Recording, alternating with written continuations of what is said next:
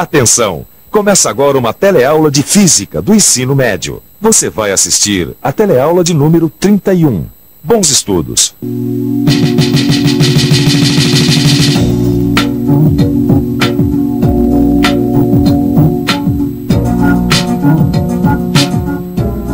Para a maioria de nós, é tão normal olhar as coisas que nos cercam, como os objetos e a natureza, que muitas vezes a gente esquece de pensar sobre a importância da luz.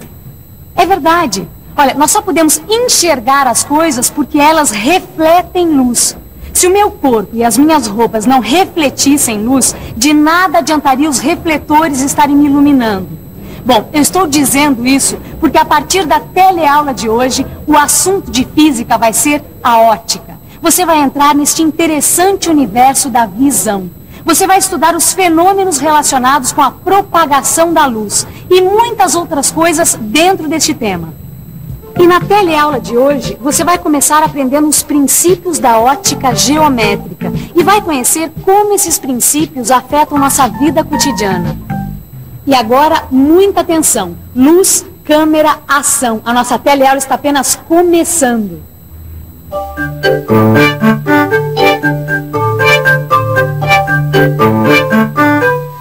Você já reparou como a rua é cheia de coisas interessantes para a gente observar? É só olhar em volta que a gente pode ver todo tipo de formas, de cores, de texturas, de movimentos. E como você já sabe, nós só podemos ver tudo isso porque essas coisas todas refletem ou emitem luz. E se eu perguntasse como a luz chega até os nossos olhos, você saberia responder? E se eu dissesse para o pessoal aqui na rua que a luz caminha em linha reta, o que será que eles iam pensar? Vamos ver. Diz uma coisa pra gente. Se eu disser pra você que a luz caminha em linha reta, você acreditava? Não. Como não? Isso não existe, cara? Não, mas a luz caminha em linha reta. Creio que não, viu, meu? Caminha de todos os lados.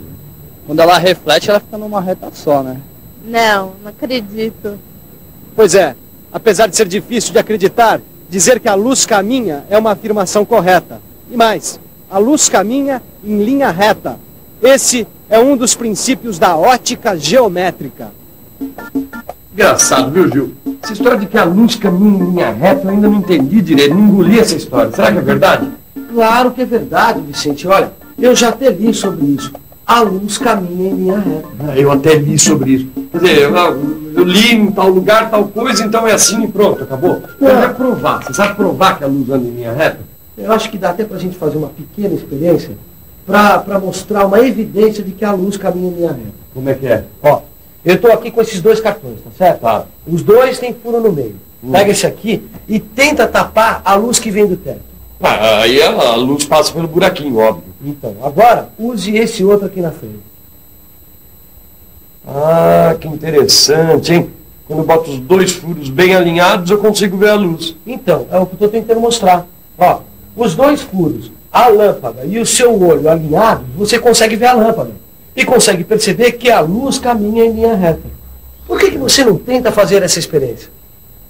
É verdade mesmo isso da luz caminhar em linha reta? O professor disse isso, mas eu ainda não consegui entender direito.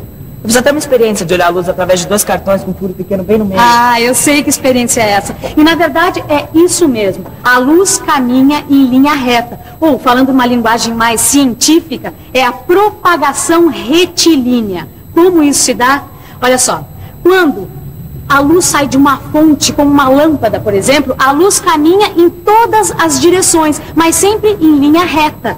Quer dizer que aquela luz que passou pelos furinhos é um pouco dessa luz? Mais precisamente, essa luz que saiu pelos furinhos pode ser chamada de feixe de luz. Feixe de luz? É a mesma coisa que um raio de luz? Quase. Olha, se a gente imaginar um feixe bem fininho, nós podemos considerá-lo um raio luminoso. Olha só, para simplificar, cada direção para onde a luz é emitida é um raio luminoso dessa fonte de luz, entendeu? Certo. Mas o que é ótica geométrica? Eu nunca tinha ouvido falar nisso. Ah, mas não é difícil de entender. Acontece que esses raios luminosos têm a sua trajetória modificada quando eles encontram pela frente um certo tipo de objeto. Como, por exemplo, esses que nós temos aqui. Olha só, um espelho, um bloco de vidro e uma lente. Esses objetos são chamados de sistemas ópticos. Como eu estava falando, quando um feixe de luz incide, quer dizer, quando ele bate num sistema óptico, acontece alguns fenômenos como a reflexão ou a refração. E justamente para explicar esses fenômenos, se criou um conjunto de leis que foi chamado de ótica geométrica. Ô, Gil, para entender um pouco melhor essa história de lei de refração, de reflexão, vamos fazer uma experiência para entender isso melhor? Sabe que tem uma experiência muito simples que pode exemplificar muito bem isso aí? É mesmo? Só que nós vamos precisar do seguinte: uma lâmpada com filamento reto, uma caixa com uma fenda, que proporcione um feixe de luz, entendeu? Ah, nós vamos precisar também de um bloco de vidro ou de acrílico.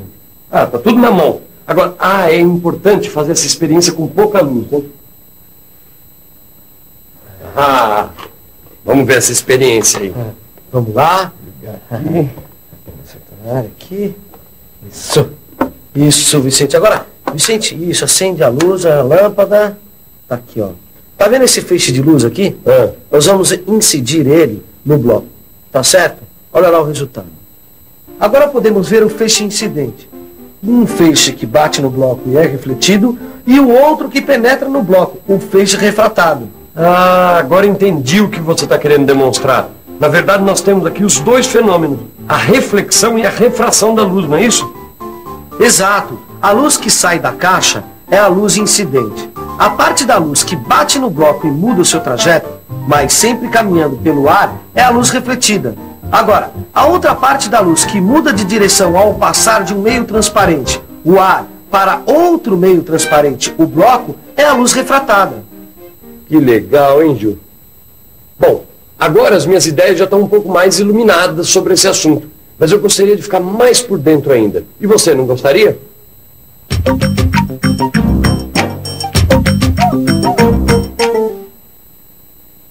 No lugar de falarmos em feixes luminosos, vamos falar em raios luminosos. Veja o que acontece. O ponto I, onde o raio incidente toca o bloco de acrílico, é chamado de ponto de incidência. Agora vamos medir os ângulos que fazem esses raios. Mas para isso vamos precisar de uma referência.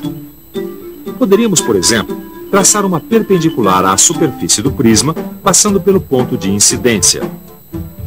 Esta perpendicular é chamada normal, e o plano formado pela normal e o raio de incidência é chamado de plano de incidência. Neste plano de incidência estão, portanto, o raio incidente, a normal, o raio refletido e o raio refratado.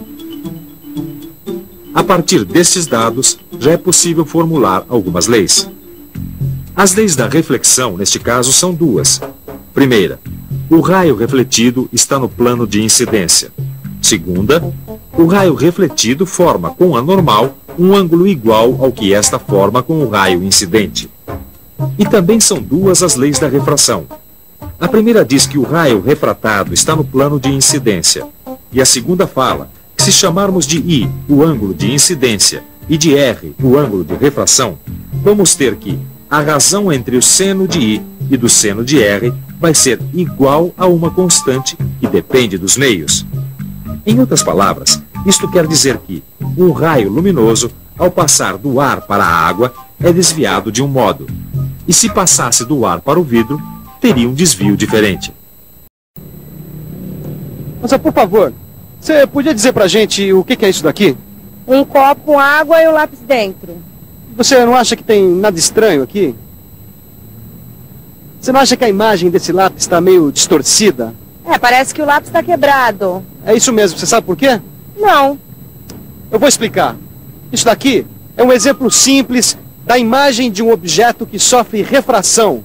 A gente tem essa impressão de que o lápis está quebrado quando entra na água, porque a luz sofre uma refração quando passa pelo vidro e pela água do copo. Só que para os nossos olhos, essa parte do lápis que está distorcida pela refração é uma fonte de luz idêntica à parte do lápis que está fora da água. Quer dizer, dá para chamar as duas partes do lápis de objetos reais. Quando nós olhamos essa árvore, nós somos capazes de vê-la porque ela é uma fonte de luz. A luz não é própria da árvore. Ela vem do sol, bate na árvore, é refletida e atinge os nossos olhos. Quer ver outra coisa? Vamos supor que a luz que parte de um objeto, como por exemplo, eu mesmo, incide sobre um sistema óptico, como por exemplo a lente dessa câmera que está me focalizando agora. A lente da câmera vai formar uma imagem desse objeto, que sou eu. A ótica geométrica vai determinar as características dessa imagem, se ela está mais próxima ou mais distante do que o objeto, se ela é maior do que o objeto. Como para os nossos olhos, tanto faz se a imagem que nós estamos vendo é o objeto, nós podemos usar sistemas ópticos como uma extensão da nossa visão. Assim, sem sair do lugar, eu posso me afastar de você e no instante seguinte, eu posso me aproximar de você sem fazer o menor esforço. Viu só? Deu para entender como é importante o estudo da visão? Mas e as sombras? Como é que ficam as sombras na ótica geométrica? Olha, boa observação. Na verdade, a sombra é uma consequência direta do princípio da propagação retilínea da luz. Exatamente o que nós estávamos falando agora há pouco. Como assim? Olha só, imagine um objeto, por exemplo, uma bola de futebol, certo? Agora imagine essa bola de futebol dentro de um quarto escuro, iluminado apenas por uma pequena lâmpada. O que vai acontecer? Vai criar a sombra da bola, certo? Certíssimo. A luz que sai da lâmpada se propaga em linha reta para todas as direções, incide sobre a bola, criando uma sombra na parede e uma região de sombra na parte da bola que não está sendo atingida pela luz. Agora, se a propagação da luz não fosse retilínea, isto é, se a luz fosse capaz de realizar curvas, o que aconteceria? É mesmo. Ela poderia até iluminar a parte da bola que está escondida. Mas é claro que isso não acontece. Agora, imagine a mesma bola iluminada por pelo menos duas lâmpadas. Uma lâmpada A e outra B. Agora, além da sombra, a gente vai poder ver uma região chamada penumbra, que é uma região menos iluminada.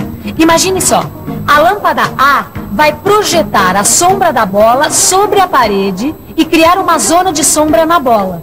A lâmpada B vai fazer o mesmo. O que vamos ter então? Na parede vamos poder ver regiões que A e B iluminam, regiões que nem A e B iluminam, e regiões iluminadas somente por A ou por B. Essas são as regiões de penumbra. E o mesmo fenômeno que ocorre na formação das sombras e penumbras vai acontecer durante os eclipses. É verdade, no caso de um eclipse do Sol, o Sol é que serve como lâmpada e projeta a sombra da Lua sobre a Terra, que faz o papel de parede.